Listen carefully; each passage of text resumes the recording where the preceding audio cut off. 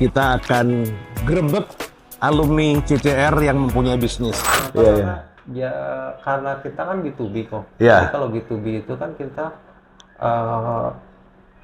kita ngirim ya itu nggak langsung dibayar. Nggak langsung dibayar ya? Ya intinya kita kerjakan sebisa mungkin gimana cara cari modal ya berhutang sana sini. Oke. Ya yang paling pas itu sih yang saya rasain memang kartu kredit kok. Oke.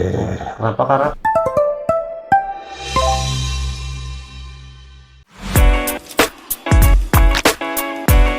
Oke, kita sekarang sudah berada di Jakarta dan kita akan gerebek alumni CCR yang mempunyai bisnis.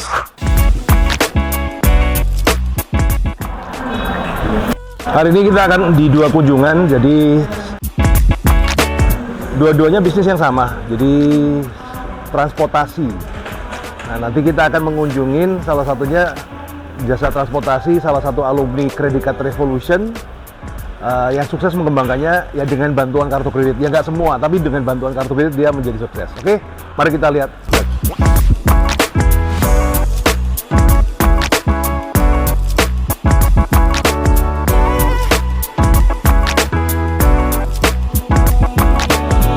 Oke, jadi saya ngajar di Credit Card Revolution ini kan sudah hampir 14 tahun.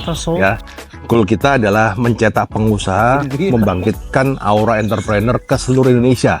Karena sekarang ini bisa dibilang aura entrepreneur, semangat entrepreneur itu redup ya. Kenapa? Orang mau flexing ketakutan masalah pajak. Akhirnya yang terjadi ya yang flexing ya leader ponzi, investasi bodong, ya trading kripto dan lain-lainnya. Padahal bangsa Indonesia ini kalau cuman dibangun dari cuman begitu aja mau jadi apa? Nah, karena dari itulah sekarang saya mulai give back. Saya mulai calling alumni CCR yang sudah sukses di bisnisnya, berapapun tingkatannya, teman-teman ya. Dan kemudian mau dikunjungin dan kita akan lihat apa aja sih bisnis mereka dan apakah kartu kredit itu bisa bermanfaat di bisnis mereka. Nah, kali ini saya berada di mana? Pulau Gadung ini ya. Dan di sini ada salah satu tempat alumni saya, Pak Freddy, di angkatan 554. Wih, CCR itu sekarang udah 630 batch dan beliau adalah kalau nggak salah angkatan 554. Jadi beberapa tahun yang lalu before COVID. Nah, ini kita akan kedok aja ya. Ayo. Halo. Wah, ini makanannya apa ini? halo Koroy. Halo Pak Freddy, apa kabar? Lama tak jumpa. Nah, ini Pak Freddy dan ini menarik. Jadi beliau ini mempunyai perusahaan transportasi dan tracking. Tapi yang menarik ini tracking kok kayak begini. Ini kos-kosan juga ini. Iya. Oke. Jadi menarik nih. Ini jadi satu tempat di mana ini bisa dibilang mesin duit ya, mesin pencetak duit ya. Ya, ini Yang di atas untuk passive income-nya kos-kosan berapa kamar? 22 kamar. Per kamar berapa? Range-nya dari 700 sampai dengan 1,5. Oke. Cewek cowok campur? Campur. Waduh. Ada aneh-anehnya nggak? Nggak ada. Nggak ada. Yang ada aneh-anehnya itu rate yang 2 juta, 3 juta itu yang ada aneh-anehnya. Kalau di sini pekerja biasanya. Nah, kok gue yang duluan? Silakan. Yuk. Nah, sana. Oke, menarik nih ya. Iya, jadi ini kos-kosan. Terus kalau ini kita buat jadi kantor kok. Kantor ya. Kantor di sini bisnisnya ekspedisi sama tracking. Oke, nanti kita boleh bahas ya masalah bisnis itu ya. Oke, yuk lanjut. Oke, sekarang kita sudah berada di kantornya Pak Freddy dan kita mau tanya-tanya sama Pak Freddy ini tentang bisnisnya dia. Jadi teman-teman, yang saya ulas di sini itu nggak yang bisnis yang tiba-tiba yang boom, yang gede, konglomerat. Karena kan istilahnya pada level berapapun gua akan ulas. Karena kan pada tahap berapapun itu kan, apalagi ketika menggunakan kartu kredit kan namanya bisnis itu kan pasti ada yang level bawah, level tengah, level apa. Jadi ini bisa menjadi contoh buat teman-teman untuk ternyata bisa loh gitu loh. Karena kalau gua bahasnya sama si Timothy Ronald, kemudian sama Pak Hermanto Tanoko, Sandiaga Uno, ketinggian bos. Ya ketinggian mau nyontoh di bagaimana itu kan udah ngomongnya puluhan miliar sama Andrew Hollywing ya mau di sure, tapi nggak akan mendapatkan apa-apa dari Anda karena terlalu tinggi. Jadi ini akan memberikan satu contoh bahwa bisnis pada level apapun kita bisa mencontohnya, bisa mengambil inspirasi salah satunya dari Pak Freddy. Halo Pak Freddy, Halo, mantap. Wah, akhirnya kita ketemu ya. Iya, Nah, boleh dijelaskan nggak awal mula ini kan PT Prima Nusa Logistik ini di bidang apa? Jadi Prima Nusa Abadi ini di bisnisnya itu ekspedisi lah kalau bahasa Indonesianya. Iya. Kalau bahasa kerennya tuh freight forwarding. Dan kita fokusnya tuh ke layanan domestik only. Berarti sebentar, berarti lu ngirim barang kan? Ya, Ngirim barang dari Jakarta. dari titik A ke titik B, misalnya dari Jakarta ke Surabaya, Jakarta ke Medan gitu kan. Bahkan sampai Bisa seluruh Indonesia. ya, Bisa seluruh Indonesia. Nah, customer lu selama ini siapa aja, Bos? kalau customer jadi di awal itu ya sampai sekarang masih jalan juga. Kita ada juga dengan TNI. Oke. Angkatan Darat, gitu. Jadi B2B ya, bisnis to bisnis ya. B2B. Oke, bukan. Customer-nya B2B. Jadi bukan kayak JNE apa segala yang B2C itu bukan ya. Jadi ini bisnisnya B2B teman-teman. B2B itu bisnis to bisnis. Nah, kok bisa tiba-tiba tersesat di jalan ini? Itu gimana ceritanya, Pak Freddy? Jadi sih ceritanya sih memang sebelumnya di 13 tahun sih kok di logistik. Iya. Jadi- Lu jadi karyawan, Jadi budak korporat kok. jadi budak korporat. 13 Berarti sekolah bisnis ke 13 tahun, kan betul kan? Jadi kan orang itu kalau jadi karyawan itu kan sekolah bisnis. Kemudian lulus buka bisnis. Ada orang yang sekolah terus nggak lulus kan? Nah, oke. Setelah 13 tahun gimana akhirnya? Jadi mulai 2018 tuh ngerintis bisnis. Itu memang modalnya masih minim banget gitu kan.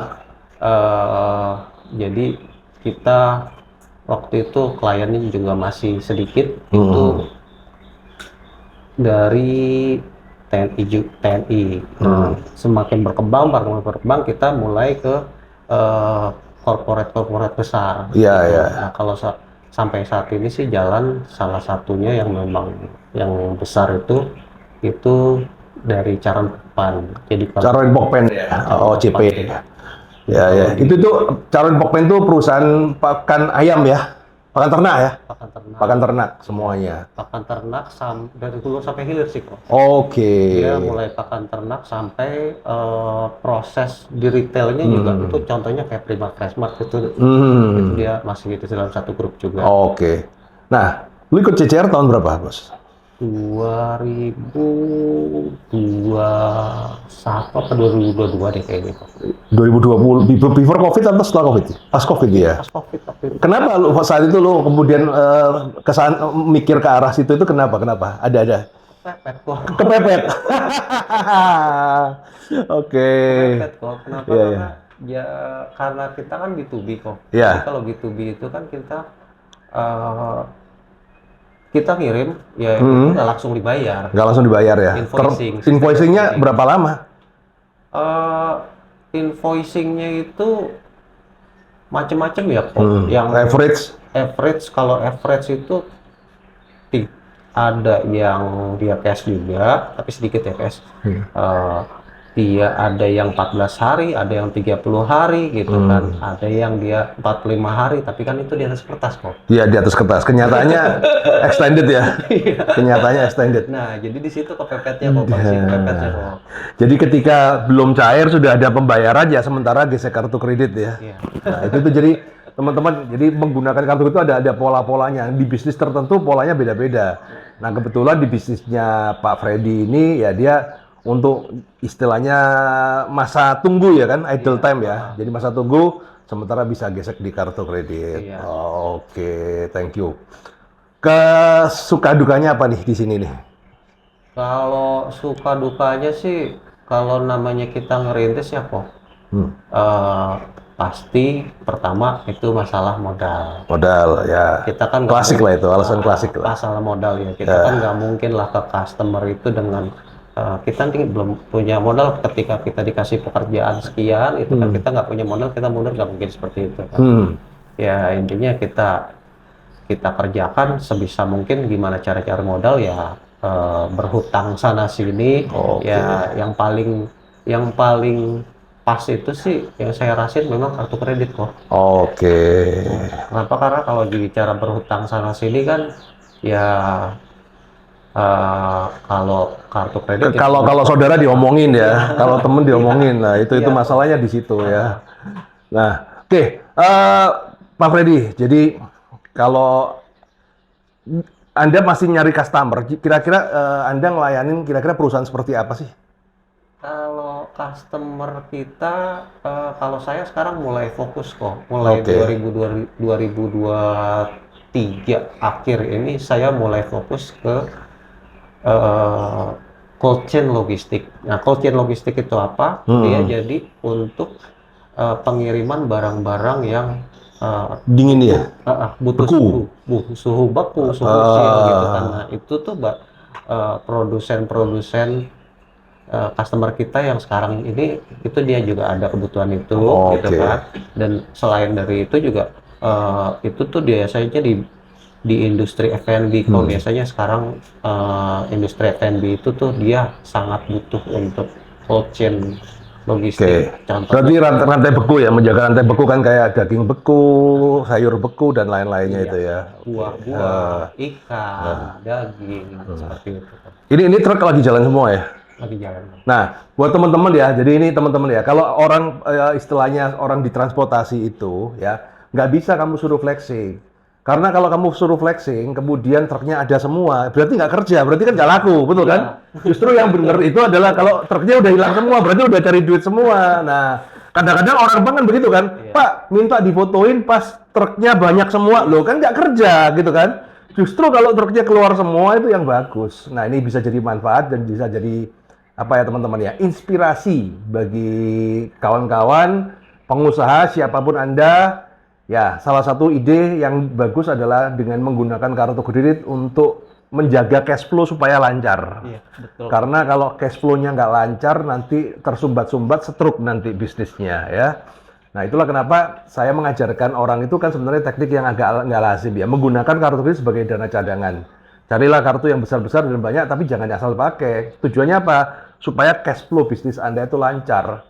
Karena kalau cash flow bisnis Anda lancar, customer seneng, ya jalan lagi. Karena kan mau nggak mau teman-teman ya namanya bisnis itu landnya based on trust, jadi kepercayaan. Iya, betul. Ya, karena kan kalau orang itu nggak percaya sama Pak Freddy, nggak mungkin loh kita jalan. Nah, kepercayaan tuh yang gua rasa sekarang ini makin lama makin tipis ya. Betul kok. Jadi sebenarnya mata uang yang paling bagus di bisnis adalah kepercayaan. Karena kalau udah kepercayaan lo dapat order berapapun. Cuman kalau udah nggak dipercaya, kebanyakan orang kan begitu tuh. Nah, bagaimana caranya ngelatih kepercayaan? Ya mulailah ketika Anda punya utang, angsuran, ya dibayarlah tepat waktu. Ya. Jangan kena pinjol aja udah macet, pay letter macet ya. Bagaimana Anda bisa mendapatkan rezeki yang besar kalau rezeki Anda yang kecil itu bermasalah. Nah, semoga ini bisa bermanfaat, teman-teman. Thank you Pak Freddy sudah share di sini. Semoga bisnisnya tambah laris ya. Dan buat teman-teman kalau Anda butuh forwarding, butuh jasa ekspedisi, bisa kontak ke Pak Freddy, nanti saya kasih di deskripsi ya. Kontak personnya saya kasih di deskripsi ya. Cuman begini teman-teman ya, kita nggak akan bahas masalah omset berapa, untung berapa, karena nanti urusannya sama pajak. Saya tahu tuh ya kan. Ya, jadi coba ini menjadi inspirasi bagi Anda aja. Ya, yang paling cukup lah. Buktinya udah bisa bangun kos-kosan dan lancar. Ya, thank you Pak Freddy. Thank you, Pak.